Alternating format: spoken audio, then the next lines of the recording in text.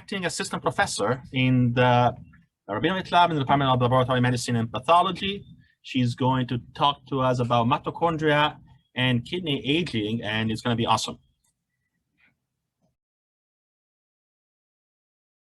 It'll be more awesome if I unmute and also if I'm able to share my screen. Okay, here we go. Those are just details. Just details, right? Otherwise, we can just hang out for 15 minutes. Okay, well, thank you to the organizers for inviting me. It's really an honor to get to talk to you today. We have a short amount of time, so really what I want to convey to you is why I think the kidney is such an important organ to be studying in the context of healthy aging, and why sorry, I'm having trouble. I can't see my own slides because I'm on top of them. Why I think the glomerulus is really a great target, one subunit of the kidney for targeting healthy and normative aging. So as I go through, I'll also point out my subtitle of my talk is A Tale of Collaborations Within the UW Aging Biology Research Community. I am relatively new to the field of aging, so I really got involved in aging research about 3 or 4 years ago, and I come from a renal cell biology background.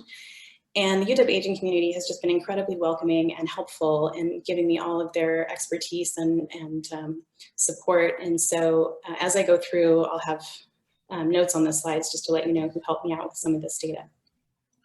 Mariya, just quick note, you're not in slideshow mode yet. I'm not in slideshow mode. Man, I tell you what, this pandemic. All right, let's go back. So let's try it again. I suggest you just play it and then you share your screen after that. There you go, we have it. That's strange. All I did was close it and open it again.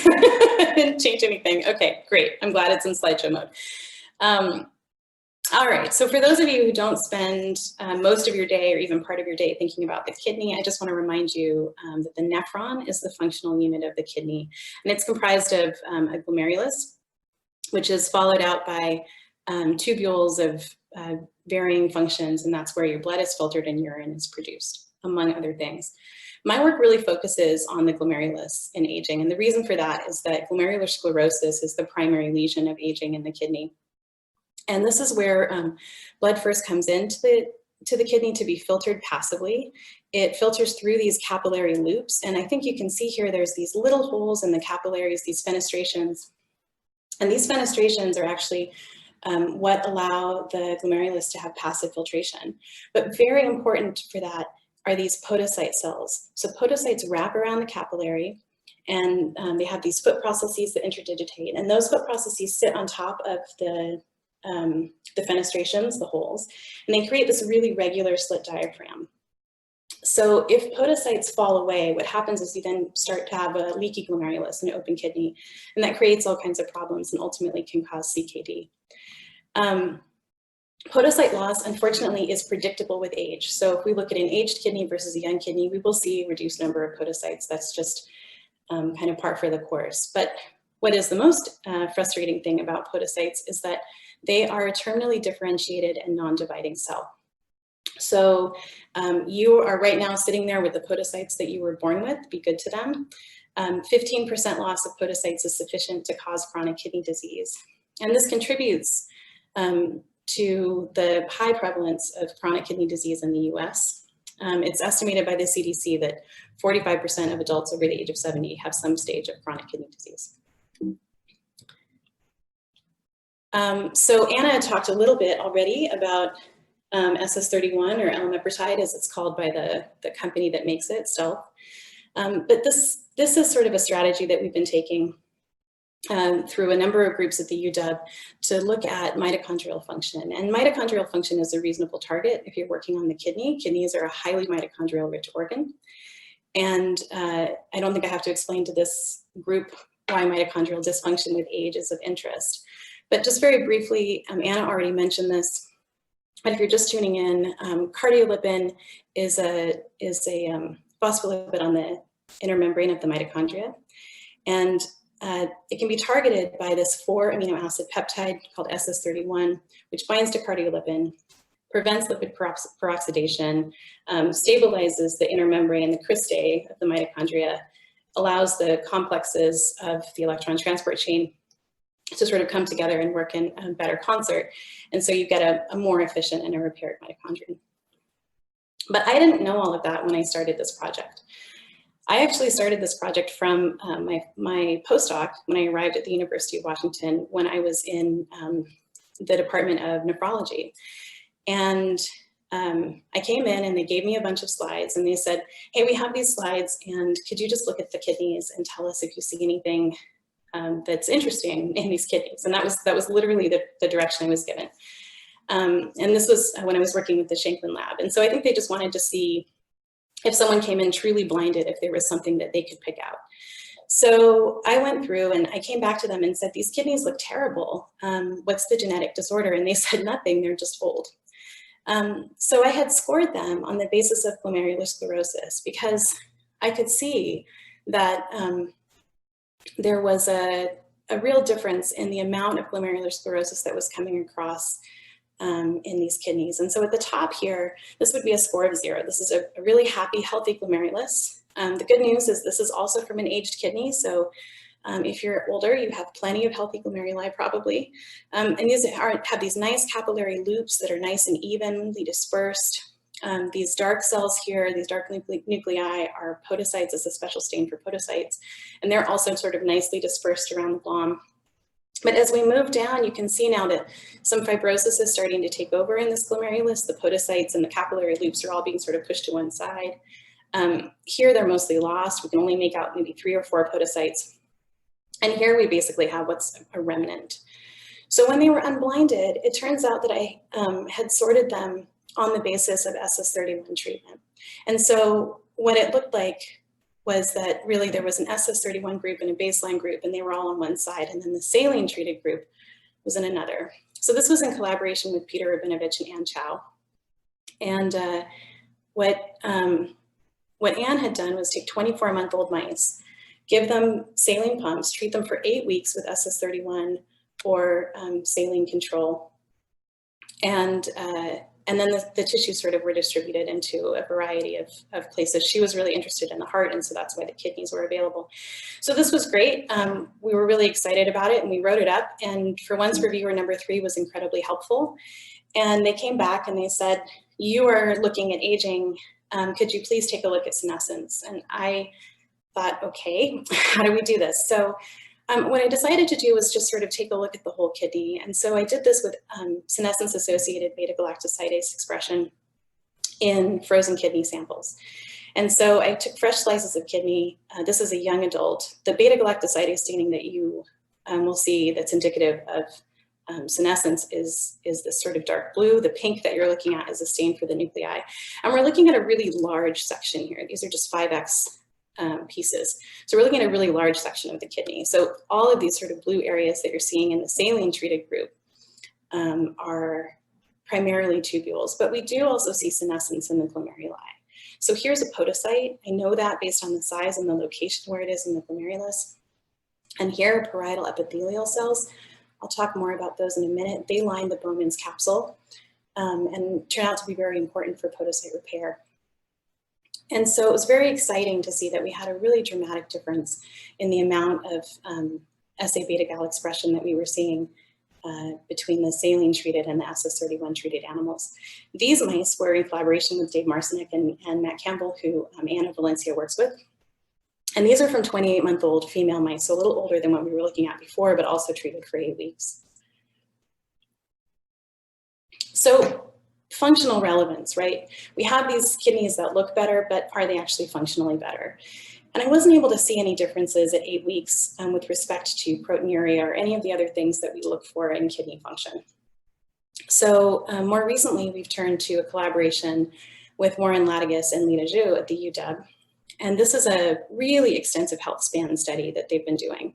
So they started with mice that were 18 months of age, so considerably younger than where we had been starting from before. And we take them out for 10 months. So for 10 months, they're on a high-fat, high-sucrose diet.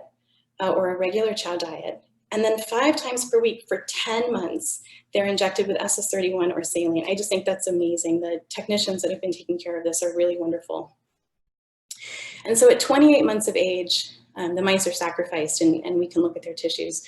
But what's nice about the study is that along the way, we can take urine as we go. So we have longitudinal data, and of course we have the weights as we're going along. And we can really see what's happening with them on a sort of timeline trajectory. So if we look at those data, these are the male mice here that I'm showing. And you can see that, interestingly, there is a decrease, or rather a reduction in the amount of weight that's gained on the high-fat, high-sugar diet for the SS31 mice. We haven't chased that down yet.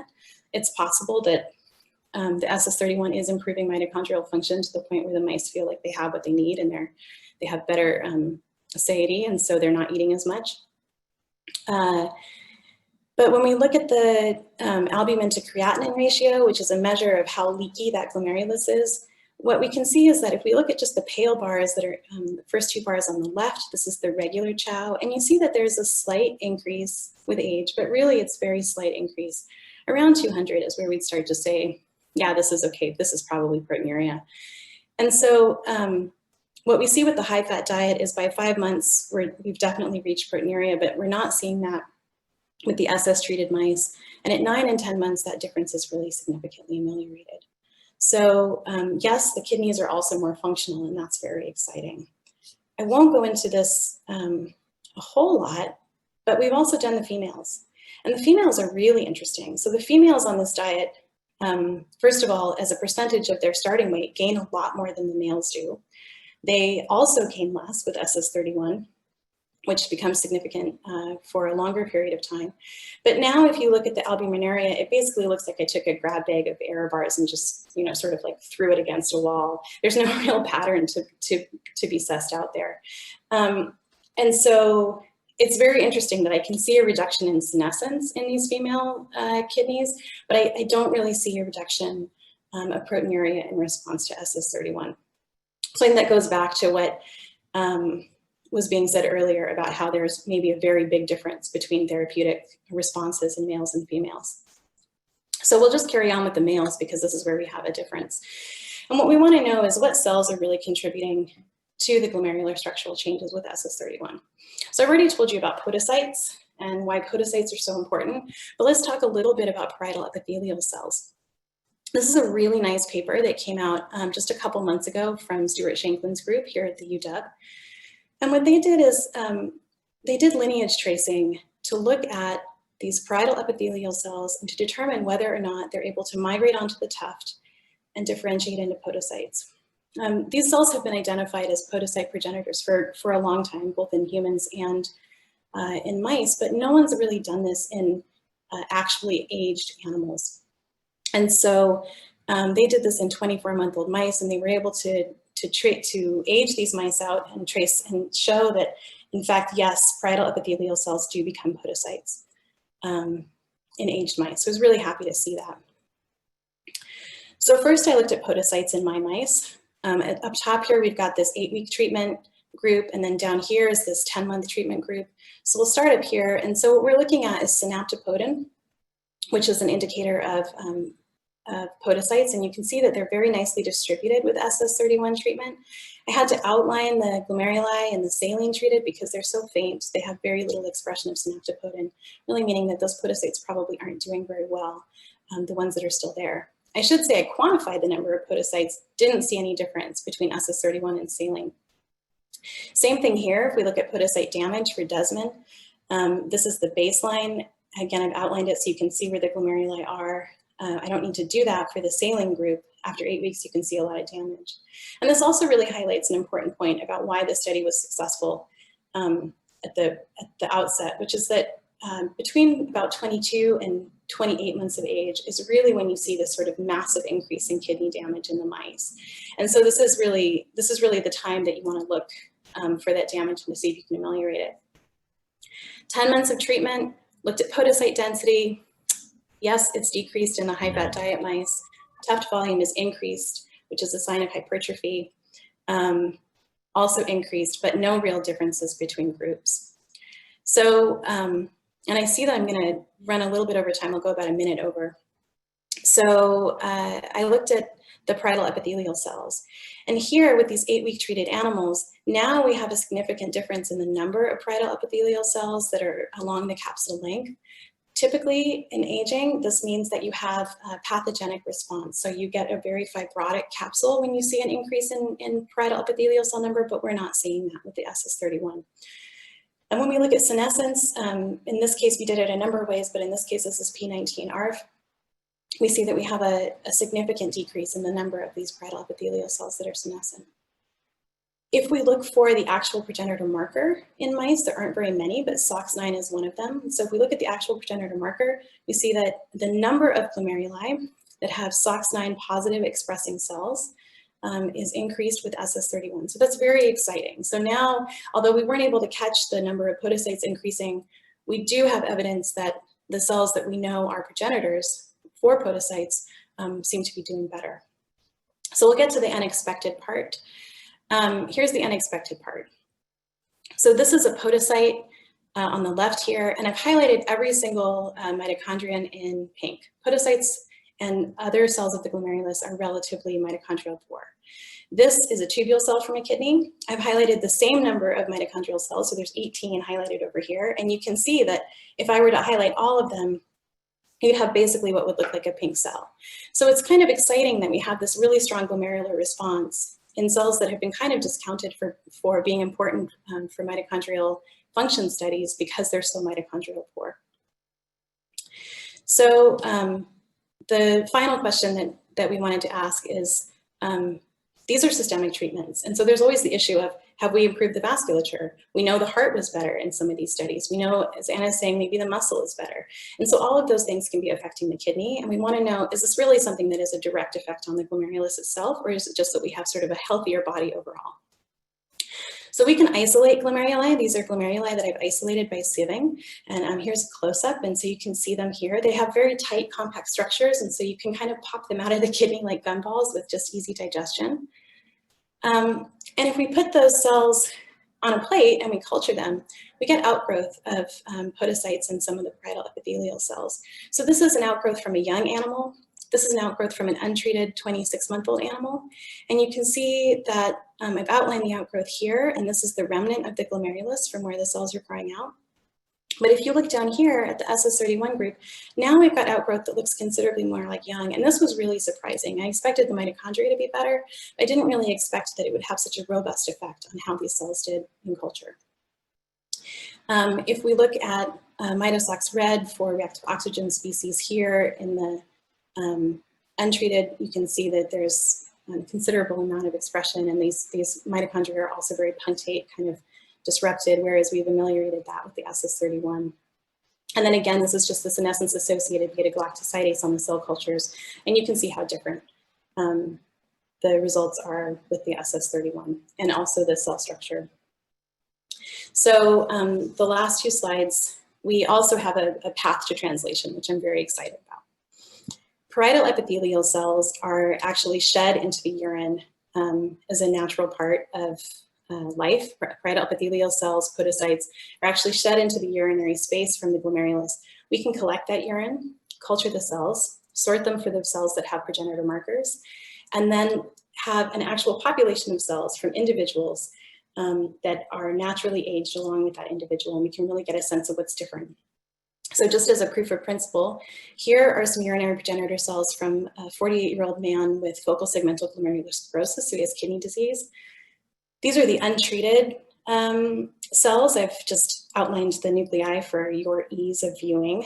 And these are the same exact cells, just side by side, treated with SS31 for 1 week, looking at the mitochondrial structure and the mitosox red.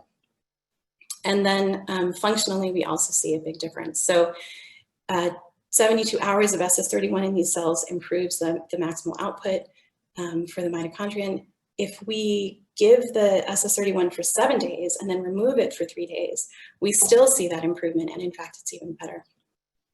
And so my conclusion is that mitochondrial intervention is protective of aging glomeruli.